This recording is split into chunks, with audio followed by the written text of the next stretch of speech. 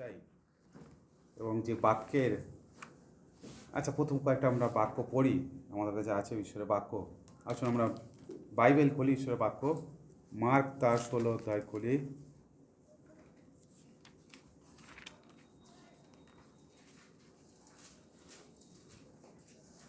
Mark তার 16 অধ্যায়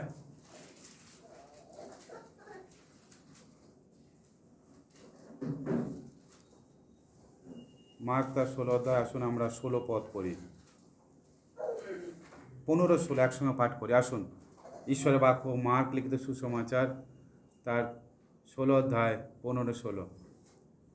আর তিনি তাহাদিগকে কহিলেন, তোমরা সমুদয় জগতে যাও, সমস্ত সৃষ্টির নিকটে সুসমাচার প্রচার করো। যে বিশ্বাস করে ও বাপ্তায়িত হয় সে পরিত্রাণ পাইবে, কিন্তু যে অবিশ্বাস করে তাহার দণ্ডাজ্ঞা করা যাইবে। আমেন।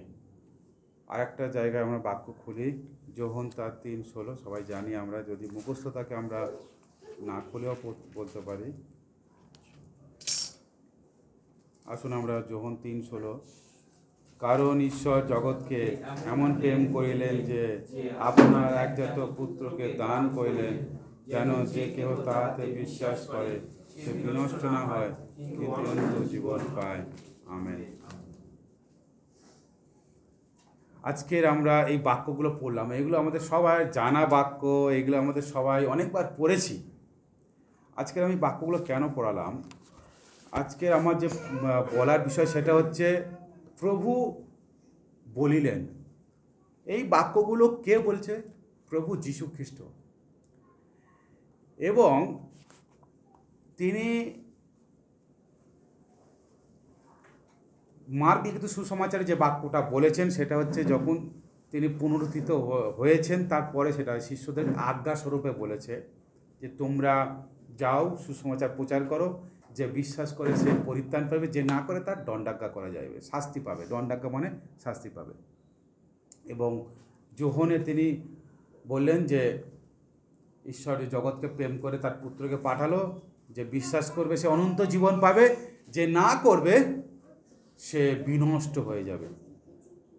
তো আজকের আমি একটা গুরুত্বপূর্ণ বিষয় বলতে চাই যে প্রভু যীশু কেন এই কথাগুলো তিনি বললেন, যে সুসমাচার বিশ্বাস করতে হবে, তাহলে জীবন পাবে, অনন্ত জীবন, পরিত্রাণ পাইবে।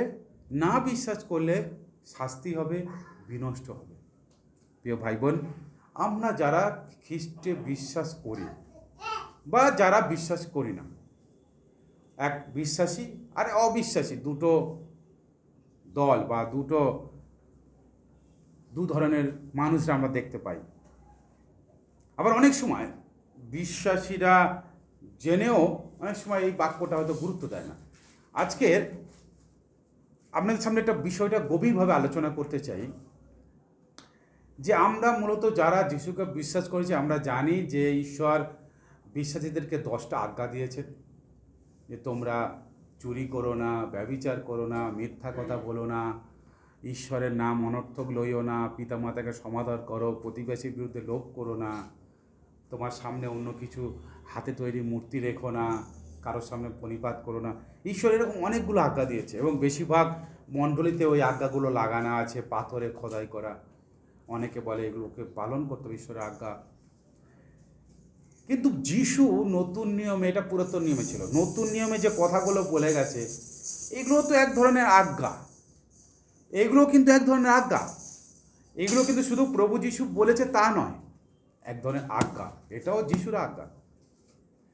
তাহলে আজকের এই আজ্ঞাটা আমরা কতটা সিরিয়াস বা কতটা আমরা গুরুত্ব সহকারে আমাদের জীবনে গ্রহণ করছি, এটি কিন্তু একটি গুরুত্বপূর্ণ বিষয়। এবং ঈশ্বরের বাক্য যদি আমরা বিশ্বাস করি, তাহলে কিন্তু ঈশ্বর এই যেটা বলেছে সেইগুলো সব করবেন আমাদের জীবনে। যোহন 3:16 বলছে যে তিনি একজাত পুত্রকে তিনি পাঠিয়েছেন, প্রভু যিশুকে তিনি পাঠিয়েছেন, যে তাকে বিশ্বাস করে সে বিনষ্ট হবে না, তার শাস্তি হবে না, সে নষ্ট হবে না, কিন্তু অনন্ত জীবন পাবে। এবং যিশু বলছে সেই সুসমাচার মানে সেই প্রভুর যিশুর কথা যে শুনবে, বিশ্বাস করে সে পরিত্রাণ পাবে, কিন্তু যে না শুনবে সে শাস্তি পাবে। এই না শোনা ব্যক্তিরা কারা? সেখানে কিন্তু কোনো বিশেষ সম্প্রদায় বা গোষ্ঠীকে বোঝায় না। এখানে ঈশ্বরের বাক্য বলছে যে যে অবিশ্বাস করে, যে অবিশ্বাস করবে, যে অবিশ্বাস করবে সেই শাস্তি পাবে, যে বিশ্বাস করবে সে পরিত্রাণ পাবে। সুতরাং এখানে কোনো বর্ণ, জাতি, ভেদাভেদ কিছুই নেই, যে কেউ করবে। তাহলে প্রিয় ভাই বোন, আজকের আমরা এই বাক্যকে কতটা বিশ্বাস করছি, এই বাক্যকে কতটা আমরা গুরুত্ব দিচ্ছি, এটা আমাদের জীবনে খুব গুরুত্বপূর্ণ। না হলে খুব সমস্যা। কারণ আমরা শুধু মনে করব যে যিশু এই 10টা আজ্ঞার মধ্যে, অনেকে আমরা ভাবতে পারি 10টা আজ্ঞার মধ্যে আমি 10টা আজ্ঞা পালন করব, কিন্তু বাকি সমস্ত বাক্যই আমাদের জন্য বলছে, শুধু 10টা আজ্ঞা নয়। এই সমস্ত বাক্য ঈশ্বরের বাক্য। এই সব বাক্য আমাদেরকে শুনতে হবে এবং বিশ্বাস করতে হবে এবং আমাদের জীবনে পালন করতে হবে, তাহলে ঈশ্বর আমাদের জীবনে কাজ করবে। তার কারণ এই যে প্রভু যিশু যে বিনষ্ট হওয়ার কথা বলেছে, দণ্ডাজ্ঞা পাওয়ার কথা বলেছে, এই যে জিনিসটা, এটা কিন্তু খুব মানে এই স্কুলে পড়া করে গেলাম না, এই যে দুঘা বেদ মারবে এরকম বিষয় নয়। তার কারণ এই বিনষ্ট হওয়া বা দণ্ডাজ্ঞা পাওয়া, এটা কিন্তু তুলনা করা হচ্ছে নরকের সঙ্গে। নরক, যে নরক শয়তান এবং অবিশ্বাসীদের জন্য তৈরি হয়েছে। বেসিক্যালি ঈশ্বর শয়তানদেরকে সেই নরকে, শয়তান এবং তার দলবলকে সেই নরকে নিক্ষেপ করার জন্য তৈরি করেছে। কিন্তু আজকের ঈশ্বরের বাক্য বলছে ঈশ্বর এই জগৎকে এমন প্রেম করেছে, ঈশ্বর সমস্ত মানব জাতিকে ভালোবাসে, ঈশ্বর সমস্ত মানব কুলকে ভালোবাসে। তিনি কাউকে বিনষ্ট করতে চান না, কাউকে নষ্ট করতে চান না। কিন্তু আজকের আমরা যদি দেখি, মানুষরা ঈশ্বরকে অবাধ্য হয়ে তার থেকে দূরে গিয়ে নিজেরাই নষ্ট হয়ে যাচ্ছে।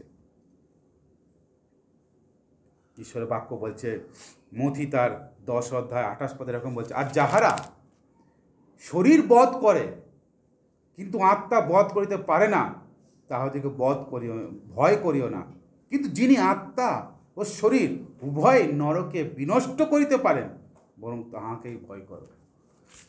মানে এই কেন বললাম এই বাক্যগুলো, আগে বাক্যগুলো যে পড়লাম, অনেক সময় অনেক ভাই বোন, অনেকজন ঈশ্বরের বাক্য শোনে কিন্তু বিশ্বাস করে না। তার কারণ সমাজের ভয়, বাড়ির ভয়, প্রতিবেশীর ভয়, বিভিন্ন লোকের ভয়। কিন্তু ঈশ্বরের বাক্য প্রভু যিশু বলছে যে যারা তোমাদের শুধু প্রাণে মারতে পারে, শরীরকে মারবে, আত্মাকে মারতে পারে না, তাদেরকে ভয় করার কোনো দরকার নেই। ভয় করো সেই ঈশ্বরকে, যিনি শরীর ও আত্মা দুটোকেই বিনষ্ট করে নরকে নিক্ষেপ করতে পারে। এবং এই নরকের ডেফিনেশন বা নরকটাকে কি, অ্যাকচুয়ালি এই নরক শব্দ মূল গ্রিক ভাষায় যেটা গেহেন্না শব্দ থেকে এসেছে, এবং এখানে হচ্ছে এমন একটা জায়গা যেখানে অধার্মিকেরা অনন্তকালের জন্য যন্ত্রণা ভোগ করবে। অধার্মিকেরা অনন্তকালের জন্য যন্ত্রণা ভোগ করবে। প্রিয় ভাই বোন, আজকের আমাদের জীবনে একটু কেটে গেলে, কোথাও একটু ব্যথা হলে যদি যন্ত্রণা হয়, আমরা কত তরপাই। বা বিশেষ করে আমরা সঙ্গে সঙ্গে যদি দেখি কোনো অ্যাক্সিডেন্ট বা কোনো একটু পা কেটে গেছে, কারোর কিছু ছুঁড়ে গেছে বা পড়ে গেছে, কোনো ঘটনা ঘটেছে, সঙ্গে সঙ্গে ডাক্তাররা ইঞ্জেকশান পুশ করে দেয় বা আপনার পেন কিলার খাইয়ে দেয় যাতে তার যন্ত্রণা না হয়। আর এখানে বলছে 1-2 দিনের জন্য যন্ত্রণা নয়, আমাদের শরীরে ক্ষণস্থায়ী যন্ত্রণাকে নিবারণের জন্য আমরা পেন কিলার খাচ্ছি, কিন্তু এখানে যন্ত্রণাটা বলছে ঈশ্বরের বাক্যে অনন্তকালের যন্ত্রণা। এইগুলো কাদের ভোগ করতে হবে? অধার্মিক, যারা ঈশ্বরকে বিশ্বাস করতে চায় না, যারা সেই প্রভুর সুসমাচারে বিশ্বাস করে না। এবং এটা আবারও মনে করে দিই, কোনো সম্প্রদায়, বিশেষ গোষ্ঠী বিশেষ ধর্মের লোক নয়। ঈশ্বরের বাক্য বলছে যাহারা করবে না, যাহারা, তার মানে হলো ঈশ্বর সমস্ত পৃথিবীর সৃষ্টিকর্তা, সমস্ত মানব কুলের সৃষ্টিকর্তা। এই সমস্ত মানবদেরকে তিনিই রচনা করেছেন এবং সবাইয়ের পরিত্রাণ সাধন তিনিই করতে চান। তার কারণ ঈশ্বরের বাক্যে সেই রূপ লেখা আছে। ঈশ্বরের ইচ্ছা নয় যে একটিও আত্মা বিনষ্ট হোক। সেই জন্য তিনি তার পুত্রকে পাঠাননি যে এই পুত্র এই জগতের মানুষকে বিচার করে সবাইকে নরকে নিক্ষেপ করবে, কিন্তু এই জগতের মানুষকে সুযোগ দেওয়ার জন্য ঈশ্বর তার প্রিয় পুত্রকে তিনি পাঠিয়েছেন, যেন তার এই পুত্রকে বিশ্বাস করার মধ্য দিয়ে মানুষ অনন্ত জীবন পেতে পারে। এইগুলো প্রভু বলছে। প্রিয় ভাই বোন, আজকের আমরা প্রভুর কথাকে যদি না মান্য করি, তাহলে তো আমাদের অবশ্যই গন্তব্য হবে সেই নরক। কারণ আপনি শুধু একটা বাক্য পালন করবেন ভাববেন, বা আপনি ভাবতে পারেন, আমরা ভাবতে পারি যে আমি তো গির্জায় যাচ্ছি রবিবার, সমস্যা কিছু নেই। কিন্তু প্রিয় ভাই বোন, আমাদেরকে অনেক সাবধান হয়ে ভাবতে হবে ঈশ্বরের প্রত্যেকটা বাক্যকে যেন আমরা মানতে পারি, প্রত্যেকটা আজ্ঞাকে যেন আমরা পালন করতে পারি। শুধু 10 আজ্ঞা নয়, শুধু যিশুর 2টো আজ্ঞা নয়, প্রত্যেকটা বাক্য হলো তার আজ্ঞা।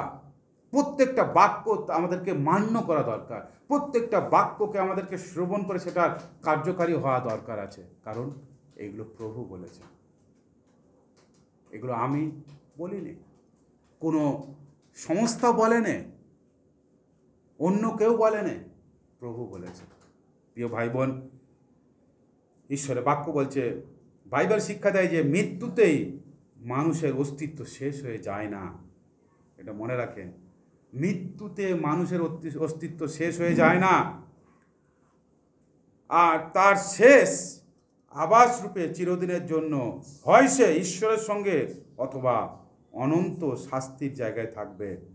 হারানো বা বিনষ্ট আত্মাদের বিষয়ে যিশু সেই জন্য তিনি বলেছেন।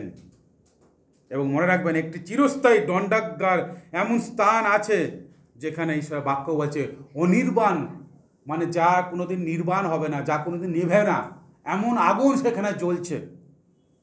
এবং ঈশ্বরের বাক্য বলে যে শয়তান এবং তাদের সঙ্গীদের জন্য সেটা ঈশ্বর তৈরি করেছিল। কিন্তু যারা ঈশ্বরকে বিশ্বাস করে না, যারা তার ধার্মিকতার পথকে অবধারণ করতে চায় না, যারা সেই সুসমাচারে মনোযোগ করতে চায় না, যারা প্রভু যিশুকে তাদের জীবনের উদ্ধারকর্তা রূপে মানতে চায় না, তাদেরকে তিনি সেই জায়গায় নিক্ষেপ করবেন। এবং ঈশ্বরের বাক্য বলছে দন্ত ঘর্ষণ রোদন হইবে। প্রিয় ভাই বোন, কখন আপনারা দেখেছেন দাঁতে দাঁত ঘষে ঘষে কান্না? কত ভয়ঙ্কর সেই যন্ত্রণা, কত ভয়ঙ্কর সেই অবস্থা হলে তবে এইগুলো ঘটে মানুষের জীবনে। কিন্তু আবারও বলি, ঈশ্বরের বাক্য বলছে, পিতরের পত্রে ঈশ্বরের বাক্য বলছে ঈশ্বরের ইচ্ছা নয় যে ঈশ্বর এদেরকে নষ্ট করবে। সেই জন্য ঈশ্বর এখনো ধৈর্য ধরে আছে, এখনো ধৈর্য ধরে আছে। সেই জন্য প্রভু বলছেন যে আমার পিতার ইচ্ছা যেন আমি প্রত্যেককে তার কাছে ফিরিয়ে নিয়ে যেতে পারি। তাই এটা পিতা ঈশ্বরের ইচ্ছা। প্রিয় ভাই বোন, আপনি সবাই যেন ফিরে যেতে পারি ঈশ্বরের কাছে। এবং ঈশ্বর যখন লিখিত সুসমাচারে তিনি যে কথা বলছেন প্রভু, যে আমি তোমাদের জন্য গৃহ প্রস্তুত করছি এবং আমি যেখানে থাকি তোমরা সেখানে থাকবে, সেটাও প্রভু বলছে।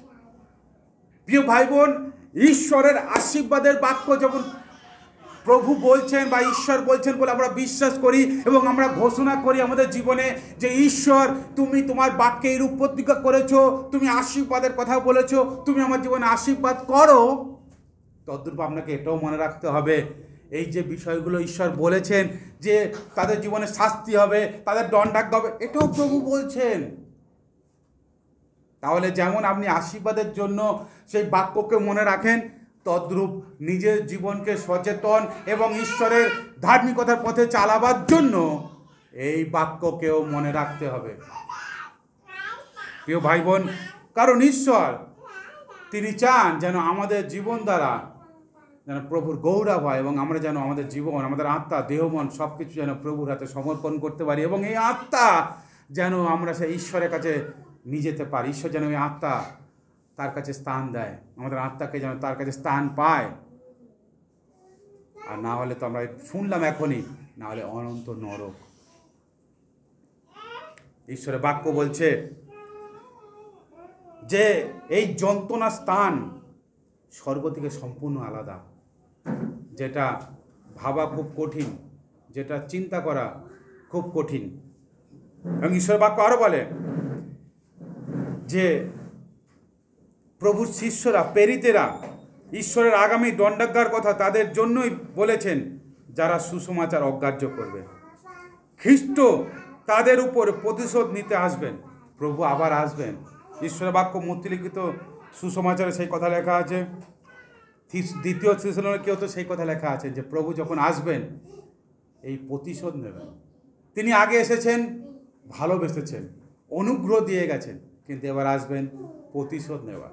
প্রিয় ভাই বোন, শুধু প্রভু যিশুকে আমরা বিশ্বাস করি বা আমরা নতুন জন্ম প্রাপ্ত মানেই যে আমরা এই সমস্ত আজ্ঞা থেকে বা সমস্ত দণ্ডাজ্ঞা থেকে যে আমরা বাইরে, তা নয়। আমাদের প্রত্যেক দিন এই বাক্য শ্রবণ করে পালন করা দরকার, এই বাক্যে আজ্ঞাবহ হওয়া দরকার। কারণ প্রভু বলছেন, এই বাক্যগুলো প্রভু বলছেন, তাই প্রভু যেটা বলছেন সেটা আমাদেরকে শিরোধার্য করা দরকার এবং আজ্ঞাবহ হওয়া দরকার। প্রিয় ভাই বোন, শুধু তাই নয়, মনে রাখতে হবে যে বাইবেল শিক্ষা দেয় যে মন্দ কাজের জন্য দণ্ডাজ্ঞা সুনিশ্চিত। এই বিচার দণ্ডাজ্ঞা হইবে অনন্ত যাতনা ও চিরকালের জন্য ঈশ্বর থেকে পৃথক থাকা। যারা যিশুতে বিশ্বাস করে তারা এই সম্পর্কে স্বস্তি বোধ করতে বা তা সহজে গ্রহণ নাও করতে পারেন, তবু আমাদের ঈশ্বরের বাক্যের কাছে নত হওয়া দরকার। বললাম, যারা বিশ্বাস করি বা যারা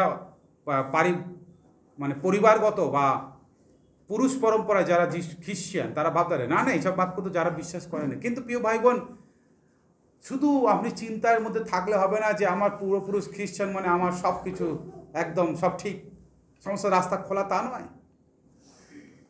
যিশুকে প্রভু বলে মুখ থেকে স্বীকার করা, অনুতাপ করে তাকে হৃদয়ে প্রভুরূপে বিশ্বাস যদি আপনি না করেছেন, আপনার ত্রাণকর্তা উদ্ধারকর্তা রূপে বিশ্বাস না করেছেন, তার বাক্যে যদি আপনি না চলেন, আপনার 14 পুরুষ ঈশ্বরের সেবা করলেও আপনার জন্য স্বর্গের কোনো স্থান নেই। কারণ ঈশ্বর কোনো মুখাপেক্ষা করেন না যে আপনার পিতৃপুরুষদের দিকে তাকিয়ে তিনি আপনাকে ছেড়ে দেবে, এটা হতে পারে না। ঈশ্বরের বাক্য বলছে প্রত্যেককে ব্যক্তিগতভাবে হিসাব দিতে হবে, প্রত্যেককে ব্যক্তিগতভাবে দণ্ডাজ্ঞা পেতে হবে। যার যেমন হিসাব কাজ সে তেমন হিসাব সেইভাবে দেবে। সেজন্য ঈশ্বরের বাক্য বলে ঈশ্বরের ন্যায্য বিচার ও সিদ্ধান্ত সময়ে বিশ্বাস রাখা দরকার। ইয়েস, আবারও আপনাদেরকে বলি, ঈশ্বরের ন্যায্য বিচার এবং ঈশ্বরের কাজকে আপনাদেরকে বিশ্বাস রাখা দরকার। শুধু ভাবলে হবে না ঈশ্বর প্রেমময়, তিনি সবসময় ক্ষমা করে যাচ্ছেন, কিন্তু তিনি ন্যায় বিচার ঈশ্বর, তিনি ন্যায় বিচার ঈশ্বর। আমরা আজকের গীত সঙ্গীতে পড়ছিলাম, তিনি পবিত্র, তিনি কখনো পাপের সঙ্গে কোনো সমঝোতা করতে চান না।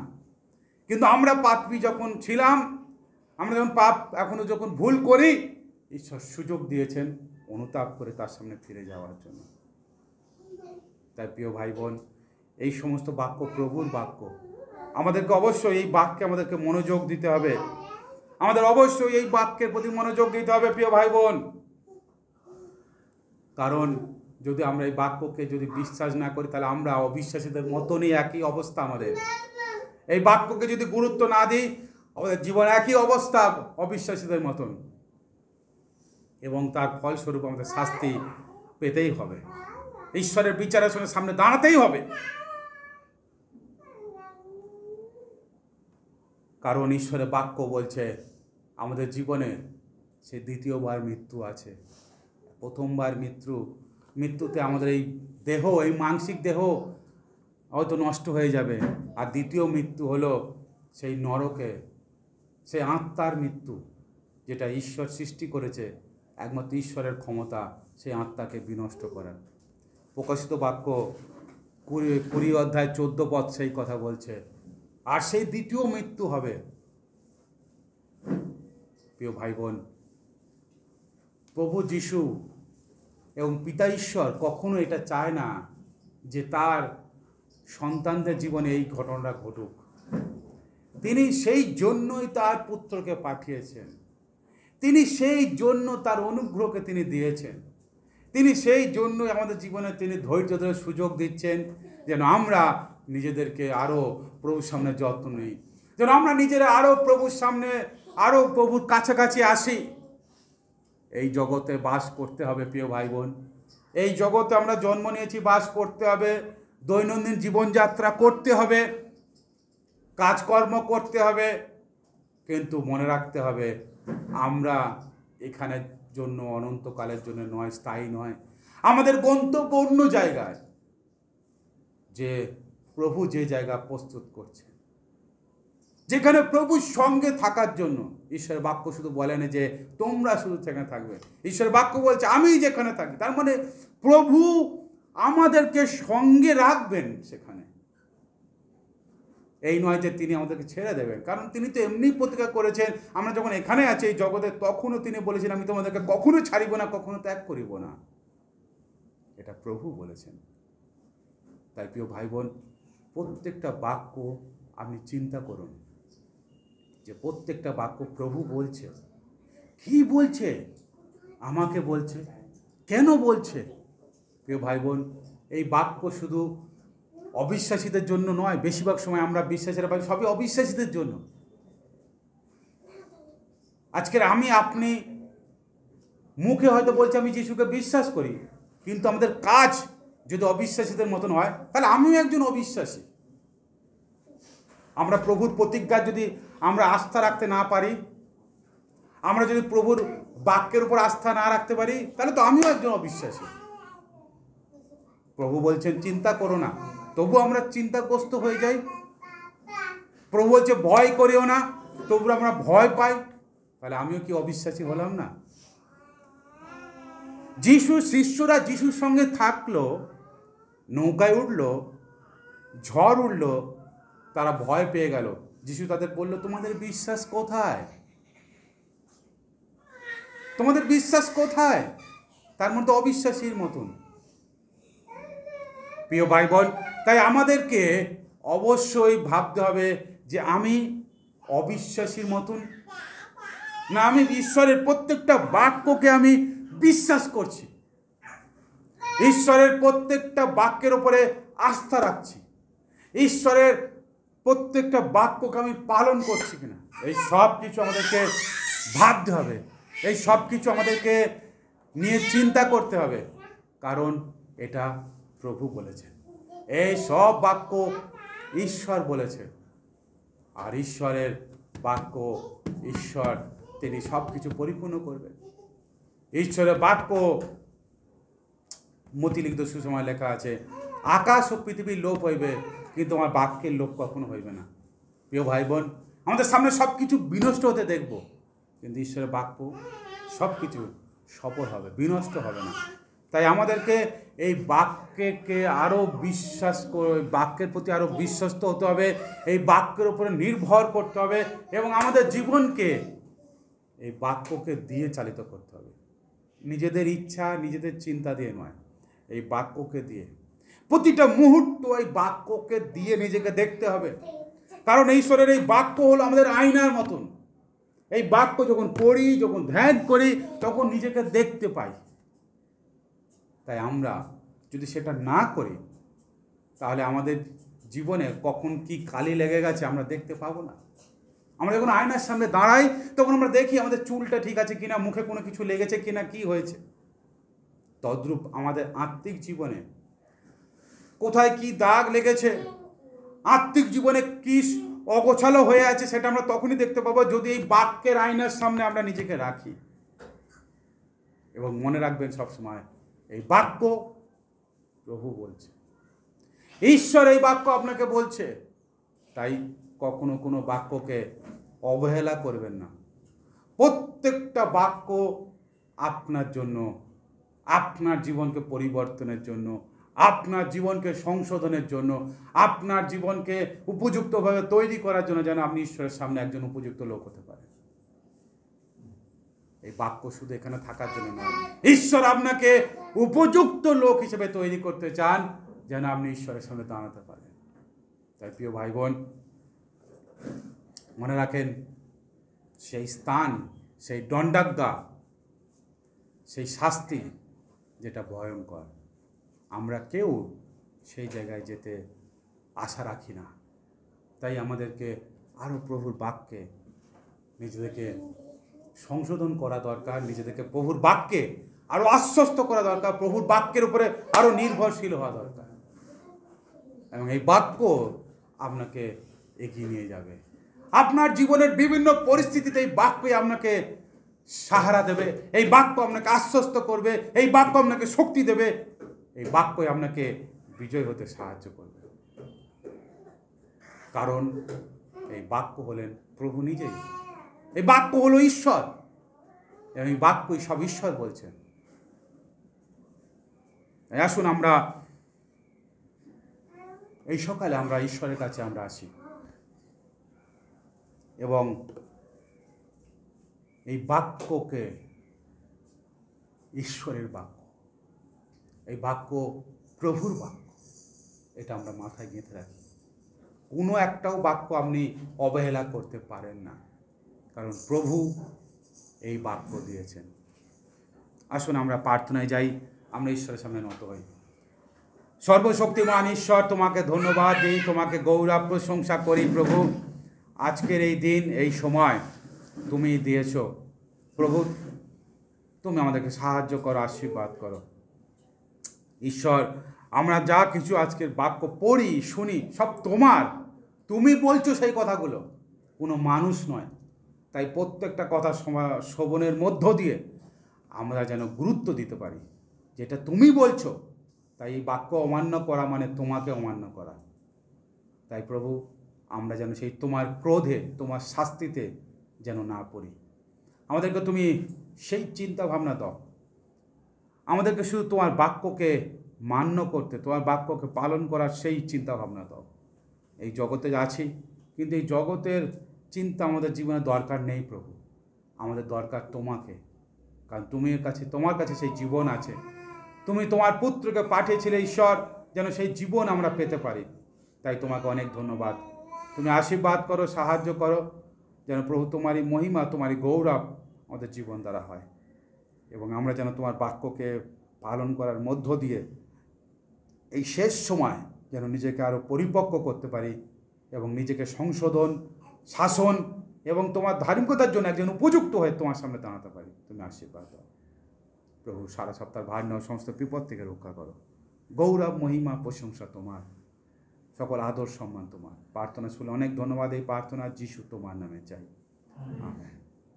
প্রভু সেখানে প্রার্থনা করি, হে আমাদের স্বর্গস্থ পিতা, তোমার নাম পবিত্র বলে মান্য হোক, তোমার রাজ্য আসুক, তোমার ইচ্ছা সিদ্ধ হোক, যেমন স্বর্গে তেমন পৃথিবীতে হোক। আমাদের প্রয়োজনীয় খাদ্য আজ আমাদেরকে দাও, আর আমাদের অপরাধ সকল ক্ষমা করো, যেমন আমরা আপন অপরাধীকে ক্ষমা করিয়াছি। আর আমাদের পরীক্ষাতে আনিও না, কিন্তু মন্দ হইতে রক্ষা করো। রাজ্য, পরাক্রম, মহিমা যুগে যুগে তোমার, আমেন। আসুন আশীর্বচন গ্রহণ করি। এখন থেকে পিতা ঈশ্বরের প্রেম, প্রভু যীশু খ্রিস্ট অপার অনুগ্রহ, পবিত্রতা, সহভাগিতা, শান্তি, চালনা, প্রেরণা আমাদের প্রত্যেকের সঙ্গে, যত খ্রিস্ট বিশ্বাসী আছে সারা পৃথিবীতে তাদের সঙ্গে, দিন দুঃখী, অনাথ, অসহায় মানুষ তাদের সঙ্গে এখন থেকে প্রভু দ্বিতীয় আগমন পর্যন্ত নিত্য নিত্য বিরাজ করুক, আমেন। প্রভু আপনাদের সহবর্তী হোক, প্রভু শান্তি আপনাদের সঙ্গে থাকুক, আমেন। সবাইকে জয় যিশু। ভালো থাকেন, সুস্থ থাকেন, আবার দেখা হবে।